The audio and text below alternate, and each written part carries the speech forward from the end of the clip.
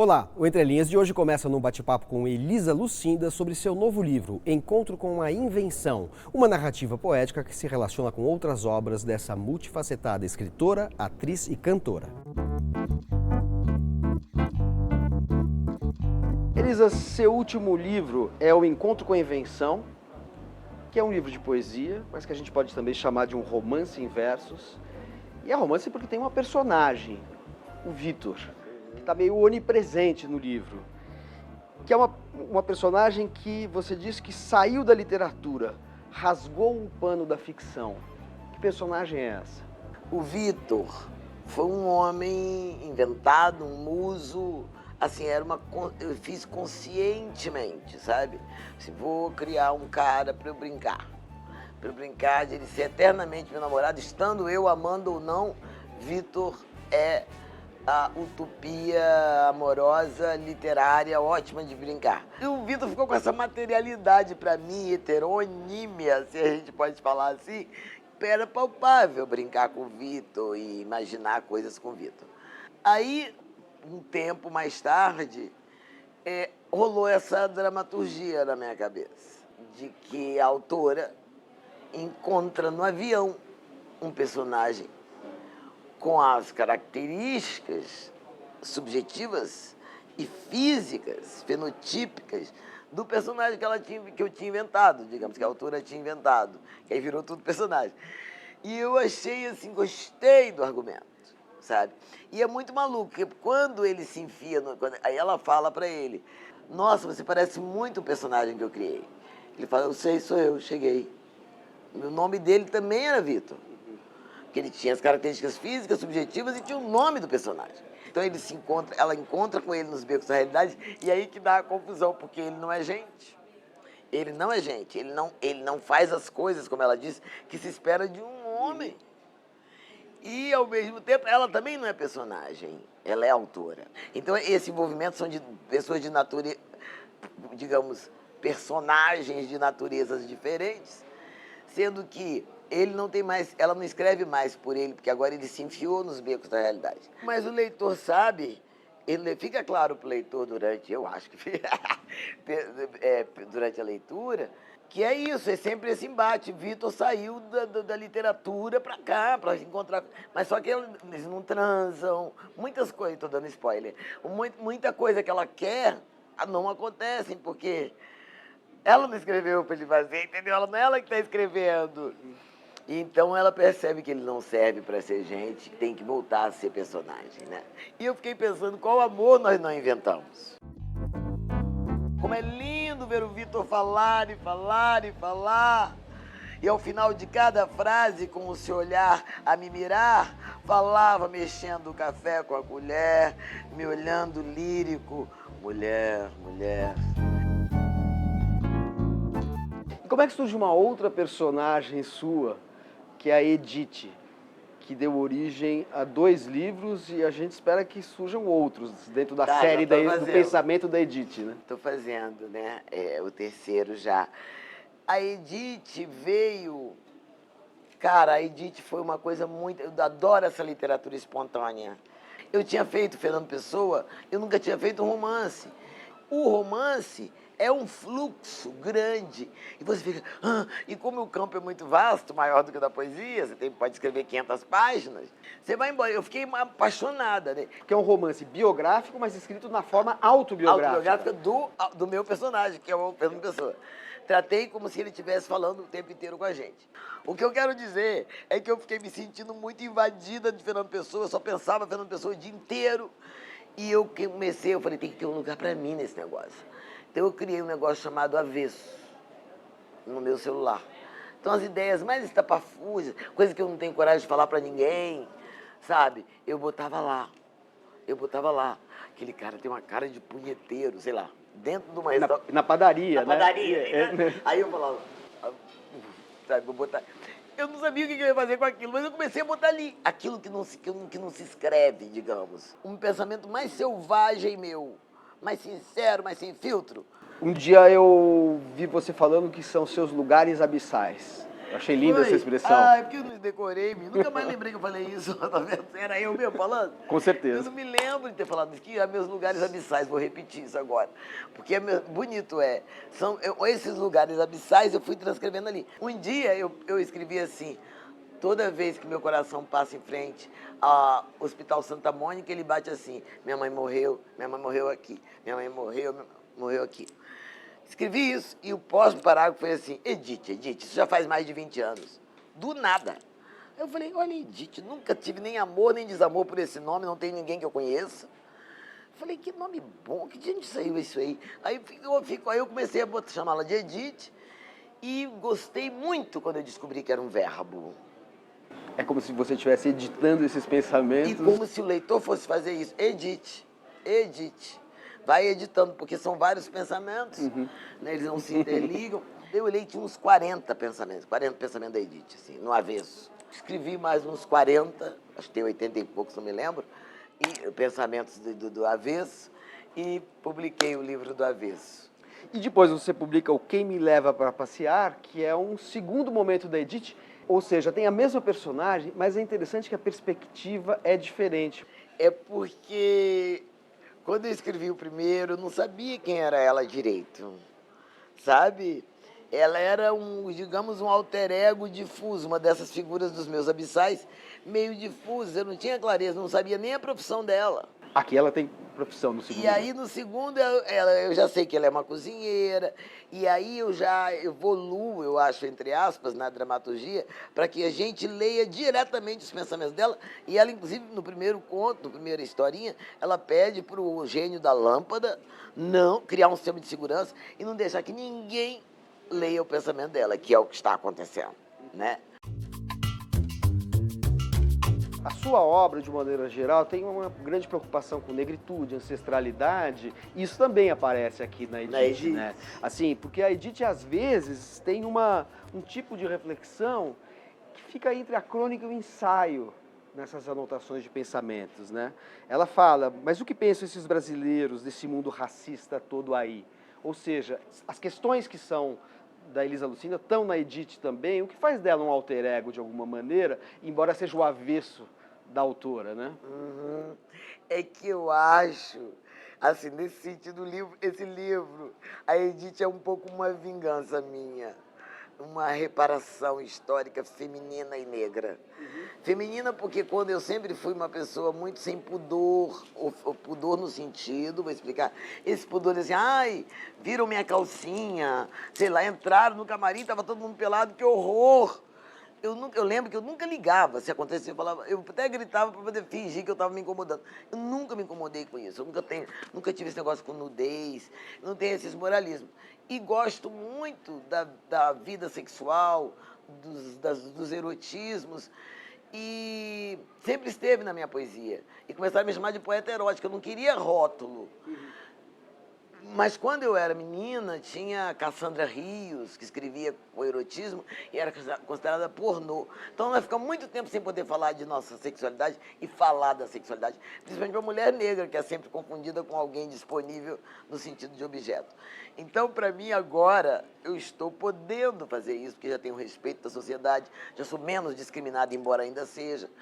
Então, tem esse lugar e o lugar da liberdade. Mas eu acho que ela é uma heroína que tem a minha idade, 67 anos, 65, 60 e poucos anos, que ela tem, porque eu quero que ela seja essa mulher madura e gostosa, menos conservadora do que se prega quando se pensa numa idade a mais 60 a mais, né? Eu faço questão que ela seja assim. E ainda, sobre a questão do racismo, que eu não quero deixar de falar, eu queria fazer um livro com essas referências. A gente tem muito livro com muita Amém, Nossa Senhora, não sei o que lá, o tempo inteiro. E essas referências de orixá eu queria colocar nela, sabe? Colocar no nosso livro brasileiro. Vamos falar do Parem de Falar Mal da Rotina. Que livro é esse? Assim, que relação ele tem com a peça? Esse livro é um livro que é filho da peça. Essa peça foi um improviso. Eu fui convidada por Abir Haddad para estrear no Carlos Gomes. Eu juntei 20 poemas, fui falando e contando história. Até que a minha amiga, que hoje dirige o espetáculo, que é a Giovana Pires, na época era minha aluna, ela ia ver o espetáculo todo dia, ela falou, Elisa, me dá o texto para eu anotar umas coisas que eu vejo. Ela vê todo dia. Então, que ontem você fez uma cena que hoje você não fez, eu quero, me dá o texto. Eu falei, não tem texto. Não tem? Não, eu fiz tudo isso no palco. Que é isso? Não acredito que você fez no palco. Ela ouviu uma fita e transcreveu. Foi o primeiro texto do Parem que eu tive. E aí, como eu mudo muito, em 23 anos de estrada, eu mudei muito o espetáculo. Então eu fiz, esse aí é uma edição revisada de um livro que eu fiz há 10 anos atrás.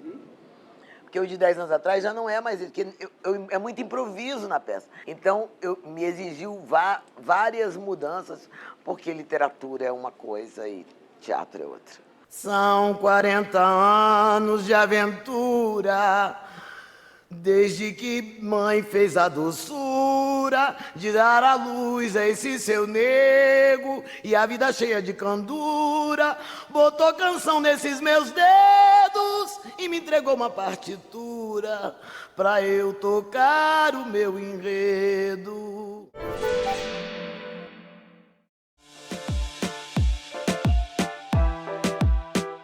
Eu queria indicar o livro Minha Casa é Onde Estou, da Idiaba Chego, porque é uma biografia muito interessante dela, uma história sobre como ela mudou de país. Acho que é uma ótima leitura. Eu gostaria de indicar o Nada Digo de Ti, que em Ti Não Veja, da Eliana Alves Cruz, uma autora nacional. O livro ele é maravilhoso, ele vai falar sobre o período de colonização do Brasil e vai falar sobre as hipocrisias da época e de todo o povo que veio. E junto disso tem um romance com uma mulher trans negra no período da escravidão do Brasil. Então é uma história maravilhosa.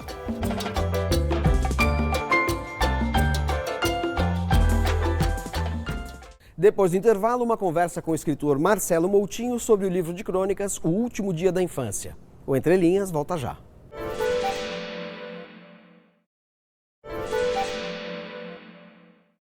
Marcelo Moutinho vem se destacando como um renovador da crônica e também como organizador de antologias desse gênero tão brasileiro. O Entre Linhas conversou com o escritor e jornalista carioca sobre seu livro mais recente, O Último Dia da Infância. Marcelo, os livros de crônicas costumam ter uma variedade grande de assuntos e não é diferente com o seu novo livro de crônicas, O Último Dia da Infância. Mas tem algumas tônicas dominantes, né? Alguns temas e personagens transversais no livro.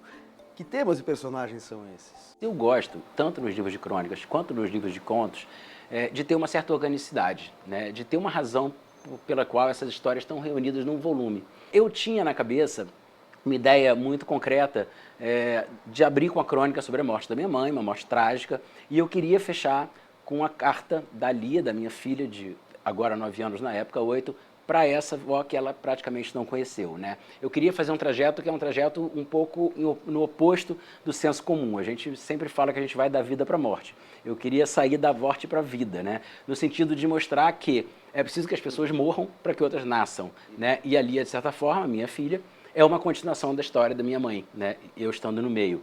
Então, feita essa estrutura básica, eu fiz dois conjuntos de texto. O primeiro deles, que são textos ainda, vamos dizer assim, ligados à crônica da morte da minha mãe. Então, são textos ligados à infância, né? São textos ligados ao espaço da casa, da intimidade, da família. E alguns deles na pandemia, em que a gente esteve praticamente restrito a esse universo, né? E na segunda parte, né, e não à toa, ela é aberta com um texto chamado Rolezinho Madureira, que é quando eu levo a Lia para visitar o meu bairro de infância, né? Então, ali a Lia tá, a família tá, mas a rua também tá, né? Esse espaço da coletividade. Essa segunda parte é o que eu chamo do cronista com o pé na rua, né? São os bares, são os personagens da cidade, que faz mais ou menos também uma passagem da clausura, né, para o ar livre, para o sol. Porque na primeira parte você tem uma crônica chamada Cronista à Janela, que é a pergunta, né? Um texto que tenta responder pergunta, como é que fica o cronista em tempos de pandemia? Daí você fala da característica do cronista, que é estar na rua. Exatamente. De alguma maneira, retomar o tema do flaneur, né? Aquele passeador contumaz que sai pela rua colhendo as experiências e consolidando isso, né, num texto. Sim. E isso era impossível na pandemia. Isso era impossível. Então, aliás, um traço, né, Quase todo livro de crônica tem alguma crônica sobre a crônica enquanto gênero. Sim. Aqui você não foge à regra. Não fugiu a regra. E no meu livro anterior, na Leão na Caixa d'Água, né, também tem muito... eu acho que os livros buscam fazer um diálogo com os cronistas que formataram esse gênero de uma forma muito singular no Brasil, né? Se a gente for pegar lá a origem da crônica, no folhetim, depois vem João do Rio, vem Lima Barreto, né? E depois vai vir Rubem Braga, Clarice Lispector, Nelson Rodrigues, né? A gente tem uma tradição que foi sendo construída e é nessa estrada que eu piso hoje, né, como cronista, né? E assim como outros cronistas da minha geração contemporâneos, e estamos também asfaltando, digamos assim, o caminho daqueles que vão caminhar futuramente. Voltando para sua filha Lia, que está presente em inúmeras crônicas, ela também propicia, deflagra um retorno seu à infância. A Lia foi capaz de restaurar um olhar infantil, acho que mais do que uma infância. É claro que ela me joga para a infância porque eu vejo situações acontecerem na infância dela que me remetem à minha convivência com meus pais, que me remetem ao quintal da minha casa, as primeiras descobertas, mas ao mesmo tempo eu acho que ela é como se ela me desse uma nova lente, né, para os olhos cansados, né, de mais velho, para restaurar o espanto diante da vida. Bom, mas não falta também a experiência da rua e, sobretudo, da sua cidade, o Rio de Janeiro, dos bares do Rio, dos bairros do Rio, enfim, das livrarias do Rio, os botecos, né? Assim, enfim, é um passeio também pelo Rio de Janeiro, um Rio de Janeiro muito especial, né? Assim, que é a sua geografia íntima, como você diz aqui, né? O rio que está no livro é esse rio do meu mapa íntimo, né? É o rio que eu vivo, né? O Rubem Braga dizia que a crônica é a vida vivida em voz alta. Eu acho que é um pouco isso, porque eu tenho uma relação que é uma relação que está muito ligada à minha experiência no samba, né? Que é uma relação com a ancestralidade, né? Com aquilo que veio antes, né? E que a gente precisa evocar e respeitar e muitas vezes é visto como alguma coisa velha que deve ser derrubada, né? O Caetano tem uma frase, um verso lindo sobre isso, que ele fala que tudo no Brasil ainda é construção e já é ruína. Né? A gente não dá tempo sequer das coisas se sedimentarem, né? E eu acho que eu procuro um pouco esse rio que se sedimentou, o que restou desse rio sedimentado. Isso dá a oportunidade dessa observação pelas ruas de encontrar, por exemplo, o Galo de Botafogo, que é uma crônica que eu adoro, porque é um galo que vive perto da minha casa, vive na rua, é um galo imenso, lindíssimo, que eu não sei como é que não foi para a panela ainda, e que circula pelas ruas e dorme no batalhão da Polícia Militar, porque ele não é besta, né? Ele está seguro, quentinho, né? E quando eu estava com o livro fechado, já entregue para a gráfica, já diagramado, esse galo tinha desaparecido há um tempo. E aí, um dia, voltando do mercado, eu vi o galo, né? E o galo entrou no batalhão da PM, então eu fui seguindo ele, e o galo deu uma desaparecida, eu pedi licença, entrei, e quando eu vi, o galo estava agora com uma galinha e 2 pintos, né? Então ele tinha casado. E aí eu falei, não, é impossível eu publicar o livro sem contar a história que o galo casou. Então nós colocamos, que também é uma tradição da crônica. Rubem Braga lá, a borboleta amarela, ele fez 3 crônicas sobre a borboleta amarela. Aqui você começa com o galo enquanto pintinho, para chegar no galo casado. Constituir o matrimônio. No livro você fala dos botecos do Rio, mas também fala dos botecos de São Paulo, assim como você viaja para, enfim, para Bahia, para Montevidéu, para Argentina. Tem também uma geografia de viagens que deixaram uma marca que estão aqui nessas crônicas, não é? Eu acho que essas viagens, quer dizer, essas cidades, a partir dessas viagens, também agora constituem meu mapa íntimo, né? Porque o meu mapa íntimo não está restrito ao Rio de Janeiro, né? Eu tenho identificação com lugares, né? Montevidéu é um lugar que eu tenho uma identificação profunda, né? Salvador é um lugar que eu tenho uma identificação profunda, tanto que eu já fui várias vezes, eu vou todo final do ano para Salvador, né? E quando a gente viaja, né? Esse olhar do turista, quando não é um turista, né, do cartão postal, né? Mas é um turista que caminha pela cidade, ele é um pouco o olhar da criança, né? Porque ele é um olhar desarmado, ele é um olhar que tudo para ele ali é novo. É como se você estivesse vivendo uma infância em outro lugar, né? No sentido geográfico, topográfico. E esses lugares dos quais eu falo no livro estão muito ligados a essa experiência, a experiência de você caminhar e descobrir ali um ponto de afeto. De afeto, eu acho que essa é a palavra. O Café Brasileiro, foi minha 5ª vez em Montevidéu e eu nunca tinha ido. Né? E o Café Brasileiro é um café absolutamente, parece que você parou no tempo, você entra no século passado, né? Tem os jornais impressos para você chegar e ler. E só isso me emocionou.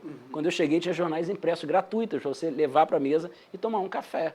Né? Então, eu me sentei naturalmente na mesa do Galiano, né? Fiz uma foto no mesmo lugar onde ele sentava, porque é isso, sim, é muito importante que a gente tenha uma certa reverência mesmo por um cara como o Galiano e por um lugar que ele ia, né? E esse lugar está lá assim como era na época dele. Né?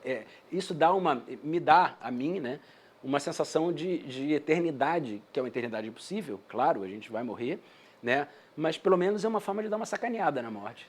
E é interessante como as coisas se conectam, porque se o Galiano também era um cronista que amava futebol, Sim. que é outro tema que aparece aqui, Sim. Seja quando você descreve o drama de uma final do Fluminense, não a mais recente que ele ganhou, mas uma que o Fluminense perdeu. Mas também você fala de uma coisa que talvez boa parte dos espectadores não conheçam direito aqui, que é o futebol de botão, né? Sim. O futebol de botão por exemplo, um assunto que em qualquer mesa de bar que você converse com uma pessoa, sei lá, entre 45 e 75 anos, a pessoa vai falar, já teve um time de coco, teve um time de botão, teve um time de alguma coisa. Eu, por acaso, joguei mesmo, fui federado, joguei Campeonato Brasileiro, o que é uma loucura completa. Eu olho hoje e falo, gente, fui atleta de botão, né? Atleta de botão já é um paradoxo, né? Inclusive, eu não tinha corpo de atleta, então por isso que eu jogava botão. Mas esses assuntos, muitas vezes, eles ficam restritos a essa memória dessas pessoas que vão morrer. Né? Então, levar para o livro, né, eu acho que é uma forma também, mais uma vez, de dar eternidade, né? De fazer com que esse assunto não morra. Você abre o livro com uma epígrafe do Antônio Maria e outro da Clarice Lispector, que também é cronista, foi uma cronista muito importante, tem referências ao João do Rio, Lima Barreto, a Rubem Braga, inúmeros cronistas, além de autores que a gente não identifica exatamente como cronistas, que são o Baudelaire, por exemplo, Sim. que inventa a noção de flânerie, né, de flanar pela cidade. Qual que é o seu, vamos dizer assim, como dizem os poetas concretos em relação aos modelos, né, a tradição que eles emulam, qual é o seu paideuma na crônica? Os autores que são referenciais para você na crônica? Como cronista completo, né, no sentido de temas, registro, prosa, Paulo Mendes Campos. Que, curiosamente, é um autor que aparece muito mais na Lua na Caixa d'Água. Mas eu não poderia deixar de citar o João do Rio, né, eu acho que é um cronista que, no Brasil, foi o primeiro cronista que saiu do gabinete, né, ele, de fato, foi para a rua, né, observar, inclusive entrando em assuntos como religiões, né, africanas, né, que não eram assuntos de jornal naquele momento. O Lima Barreto, por causa da relação com os subúrbios, né, eu sou do subúrbio do Rio de Janeiro, e ele tinha uma preocupação muito grande em mapear, curiosamente, assim, muitas pessoas falam do Lima como um grande entusiasta dos subúrbios, mas não era, é muito mais complexo. A gente hoje tem uma certa tendência a simplificar tudo para cair em certos discursos identitários e tal. O Lima, ele era apaixonado e odiava o subúrbio ao mesmo tempo, né? E essa ambiguidade que eu acho incrível no Lima, né? E a Clarice, por causa da descoberta do mundo, que eu acho que a Clarice levou para a crônica essa densidade que a gente mencionou antes aqui. O Entre Linhas termina com o escritor, compositor e cantor Ney Lopes, nascido no Rio de Janeiro em 1942, autor de estudos de referência sobre a cultura afro-brasileira. Ney Lopes participou do volume Contos de Axé, organizado por Marcelo Moutinho, que você viu no programa de hoje. Até a semana que vem. Em luxuosos transatlânticos, os negros vinham da África para o Brasil, gozando de mordomias faraônicas. Chegavam aqui com ar fagueiro e juvenil. Quando o Moutinho me convidou para escrever, ele próprio sugeriu, né, sobre Orumilá, que é uma entidade espiritual, é uma divindade dos iorubás, que não é exatamente um orixá, é um pouco diferente. É uma divindade que teria participado, segundo a mitologia iorubana, teria participado da criação do mundo. E eu escrevi carregando assim muito no mistério também, deixando muita coisa oculta, né? Que afinal de contas a gente está falando de uma divindade toda especial, que não tem um arquétipo. Minha literatura de ficção é toda ela calcada na minha experiência existencial, tanto como negro, como suburbano, carioca, e como um adepto das religiões de matriz africana. Isso está muito evidente na minha ficção.